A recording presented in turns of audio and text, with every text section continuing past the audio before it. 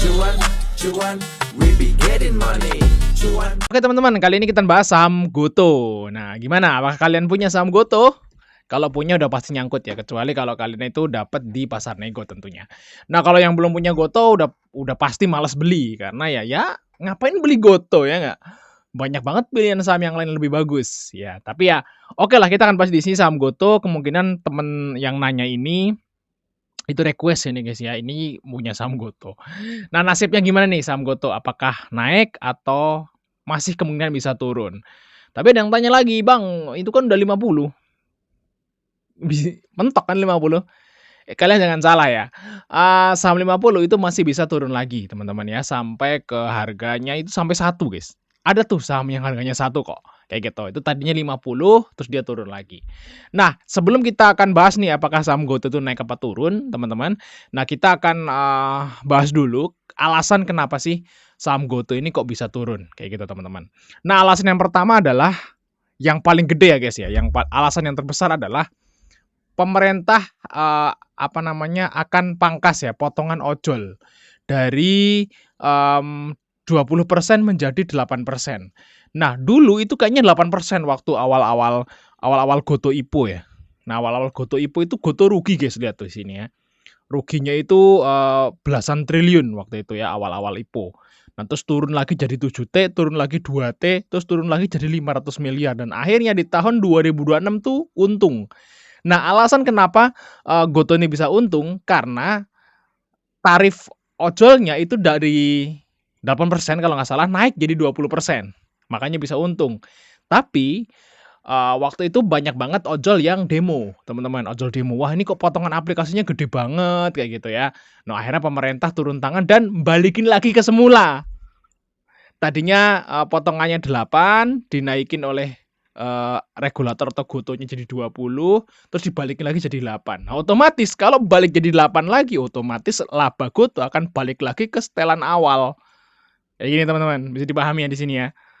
Nah, saat, tarif potongan ojolnya itu semakin besar, otomatis, penghasilan Goto semakin besar, kayak gitu ya, semakin ada penghasilan. Nah, kalau, potongan tarif ojolnya itu balik lagi ke setelan awal ya otomatis kerugian, Goto akan rugi sekitar segini lagi guys, 7T, bahkan mungkin bisa belasan T lagi. Nah, itulah alasan yang kenapa ya, saham Goto ini tiba-tiba anjlok, kayak gitu ya di sini teman-teman.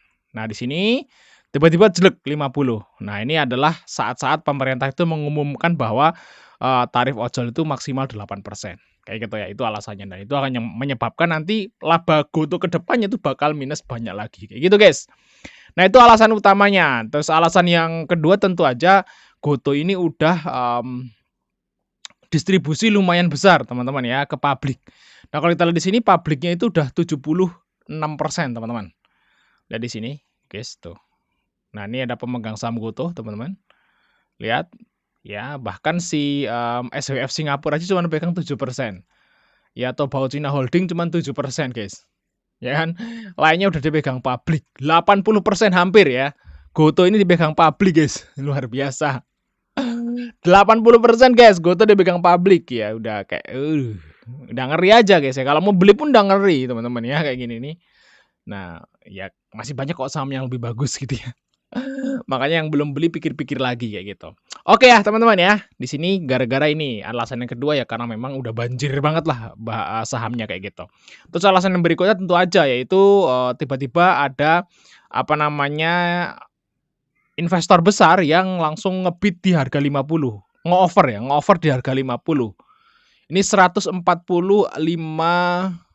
juta lot. Nah, hitung aja guys berapa ya, 145 juta. Oke, tambahin 02 kali 50. Berapa tuh nilainya, guys? 700 miliar ya? Kayak gitu, guys. Wah, banyak ya. Oke, guys, bagi teman-teman semua yang pekerja nih, yang punya pekerjaan offline ya, guru, karyawan, pengusaha atau apalah yang punya jam gitu ya, kerja dari jam 8 sampai jam 5 gitu, dan nggak bisa mantau market seharian full. Nah, kalian bisa ngikutin pelatihan swing pendek STS ini teman-teman, karena pelatihan ini itu, mengkhususkan buat teman-teman semua yang pekerja untuk dapat profit di saham tanpa harus mantengin dari awal open market sampai akhir. Jadi kita pakai metode swing teman-teman ya, yang memang nggak perlu mantau setiap saat kayak gitu. Jadi, kita milihin saham-saham yang berfundamental bagus yang lagi diskon. Jadi teman-teman nanti yang ngikutin pelatihan di tanggal 16 teman-teman akan dapat rumus, script untuk swing trading. Jadi kalau misalnya ada saham bagus, fundamental bagus yang lagi turun dan dia mau naik, itu akan muncul di screener-nya guys. Nah semuanya akan dipelajari dan diajarin semua di tanggal 16. Nah contohnya nih ERA nih muncul di 350. Nah coba kita cek teman-teman si ERA ya. Kita coba cek si ERA. Nah sekarang harga ERA itu udah di harga 456. Dan kita lihat di sini ERA muncul di 350. Nah, kita lihat di sini muncul ERA tuh di sekitaran ini, guys. Ini lumayan ya. Jadi saat dia itu sahamnya mau naik, dia akan muncul di sahamnya, teman-teman. Nah, kayak gitu ya. Nah, ini di lembah, dia mau naik kayak gitu. Jadi jangan sampai kelewat, teman-teman ya. Ini khusus untuk 10 peserta aja, langsung chat guys untuk tanya-tanya atau lihat video di atas untuk detailnya, teman. 700 miliar. Nah, kalau kalian punya duit 1 triliun tuh mungkin bisa tuh naikin GoTo ya. Tapi ya nggak mungkin juga ya naikin GoTo ya, karena mungkin di bit 51-nya juga banyak ya. Di bit 52 juga banyak ya. Mungkin butuh duit belasan triliun lah kalau mau naikin saham GoTo kayak gitu. Oke ya teman-teman ya. Ya itu alasannya kenapa GoTo ini di 50. Nah, kira-kira gimana nih apakah GoTo nantinya akan naik atau malah turun? Nah, kita pahamin di sini teman-teman ya. Saham yang di 50 itu masih ada kemungkinan dia bisa turun, teman-teman. Dan ini, syarat dan ketentuan saham bisa turun di bawah 50. Yang pertama adalah masuk papan pemantauan khusus. Nah, ini guys ya, GoTo kemungkinan bisa masuk papan pemantauan khusus. Saham wajib masuk daftar FCA berdasarkan ketentuan tertentu di bursa seperti likuiditas rendah. Likuiditas rendah, kalau GoTo masih oke lah, masih 1,8 miliar tuh masih oke. Kalau yang dimaksud likuiditas rendah tuh kalau nggak salah itu transaksinya itu di bawah 50 juta apa ya kalau nggak salah ya guys ya. Di bawah 50 juta kalau nggak salah ya. Kayak gitu. Ini masih miliaran, ini masih oke. Terus suspensi lama ya atau bermasalah fundamental. Jadi GoTo ini nggak disuspensi guys. Terus masalah fundamental mungkin ya. Mungkin masalah fundamental nih mungkin ya. Karena GoTo ini ya mungkin. Tapi kan lagi nggak masalah, saham rugi kan biasa ya di bursa kayak gitu. Jadi kayaknya sih masih aman nih sepertinya GoTo ini ya guys ya. Terus ada aturan lagi yang baru, maka perdagangan tidak lagi di pasar reguler biasa melainkan menggunakan sistem lelang periodik. Ini enggak. Batas elemen baru, aturan baru memperbolehkan fraksi harga terendah saham di papan khusus ini turun hingga 1 lembar, Rp1 per lembar kayak gitu. Ya kemungkinan sih guys ya, GoTo ini kalau misalnya transaksinya masih miliaran gitu ya sehari, itu ya aman-aman aja kayak gitu ya. Tapi nanti kalau suatu saat nanti kalau harga 50-nya udah lama sampai 2 tahun kayak gitu teman-teman. Nah, mungkin ini bisa dijual di bawah 50. Karena nanti bisa suspend dan masuk ke pemantauan khusus. Biasanya sih kalau nggak salah sih 2 tahunan nah dia, di harga 50 tuh 2 tahunan tuh, kayak gitu teman-teman. Nah semoga aja ya sebelum 2 tahun gitu ya, GoTo tuh bangkit gitu ya. Naik dikit aja guys, misalnya ini kan flat ya, 50 tuh flat. Nah, semoga aja nanti sebelum 2 tahun tuh ada kenaikan dikit trot gitu. Nah, kalau ada trot gitu, nah itu aman lagi teman-teman. Ngitungnya tuh kalau nggak salah sih dia itu bentuk ini ya, dan 50 tuh nggak gerak selama 2 tahun. Nah, itu bisa kemungkinan tuh turun teman-teman kayak gitu. Nah, kalau ada nanti di tahun depan Januari dia trot dikit ya hitung lagi ngulangin lagi 2 tahun ke depan kayak gitu. Jadi aman. Sebenarnya sih kalau GoTo sih aman-aman aja guys, 50 ini bakal awet kayak gitu teman-teman. Nah, tapi teman-teman, kalau kita lihat di sini guys. GoTo itu kalau menurutku agak sedikit susah nih buat naik. Kenapa? Karena orang-orang udah mulai ngejual di pasar nego guys ya. Di harga di bawah 50. Nah, coba kita lihat teman-teman ya. Kita lihat dari broker summary-nya dari tanggal nih ya waktu 50 pertama kali di tanggal 18 ya. Nah, kita lihat teman-teman tanggal 18 si GoTo. Yes. 18 Mei ya kalau nggak salah. Ini Mei apa sih? Mei ya, 18 Mei guys. Oke, bener ya 18 Mei ya. Oke, nah kita coba cek teman-teman ya. Nah, kita lihat di sini guys. Nah, pada dapat barang ada yang dapat di 35. Si MG sama YB dapat barangnya di 41, guys. Otomatis apa? Orang-orang yang dapat barang di bawah 50, dia akan ngebid di 50, guys. Contoh misalnya MG nih. MG sama YB, mereka AVG-nya 41. Nah, kalau mereka jual di 50, itu profitnya udah 10% lebih, guys. Ya, udah berapa persen tuh kalau misalnya AVG mereka 41 ya. AVG mereka 41 berarti kalau di ini nggak bisa di sini, guys. Nggak bisa ya. Nggak bisa ya. Berapa persen? Udah belasan persen kayak gitu, teman-teman. Udah belasan persen mereka ngebid. Nah, apalagi HD.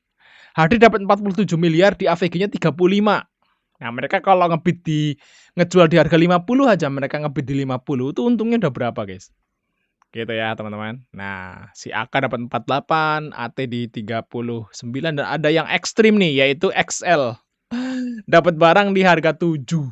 Kayak gitu ya. Nah, kalau kita lihat di sini, teman-teman, di rata-rata ya, itu AVG-nya mungkin sekitaran 30 sampai 40, teman-teman, kayak gitu ya. Mungkin 40 lah, 40 ya targetnya. Mereka dapat di pasar nego. Nah, biasanya kalau misalnya Goto ini tiba-tiba FCA gitu ya, terus turun dari harga 50. Kalau menurutku target penurunannya tuh nggak akan jauh-jauh dari 35, teman-teman. Nah, ini kan 35, rata-rata 36, 39, bahkan ada 40. Walaupun ada yang di bawah 35 ya, itu 31 ada, terus ada 27. Tapi ya rata-rata mungkin sekitar 35 sampai 40. Nah, mentok-mentok paling 35, guys. Kalau menurutku ya, kalau Goto ini jebol 50 gitu ya, udah 2 tahun nggak gerak, terus FCA terus turun gitu ya, itu paling-paling mentok di 35 lah kayak gitu. Jadi kalau misalnya nih kalian nih pengen beli Goto di pasar nego, saran saya belinya di bawah 35, guys. Misalnya kalian kan mau pasar nego nih Goto. Kalau misalnya ada yang nawarin 35, tawar lagi, teman-teman. Tawar lagi di bawah 35, 30 ke bawah lah bagus. Harusnya sih bisa profit. Kalau kalian belinya di harga 40, kalian akan kalah sama MG dan YB, guys. Ya, MG dan YB kalian akan kalah, dan kemungkinan mereka MG dan YB itu mungkin bisa juga mereka AVG down, ngambilnya di bawah 40. Jadi kalau teman-teman mau beli Goto, mendingan itu di bawah 35. Kayak gitu, teman-teman. Kalau di 35 ke atas jangan mau, teman-teman. Karena kemungkinan kalau Goto itu turun, kalau FCA itu turun, dia bakal ke sekitar 35 ke bawah dikit kayak gitu, teman-teman, untuk si saham Goto. Nah, coba kita lihat dari pasar regulernya nih, guys. Lihat ya. Lihat nih, ini pasar negonya YBMG ya. Nah, kita lihat di pasar regulernya, teman-teman. Tuh, MG ngejual di 50. Pinter toh mereka. Mereka AVG-nya 41.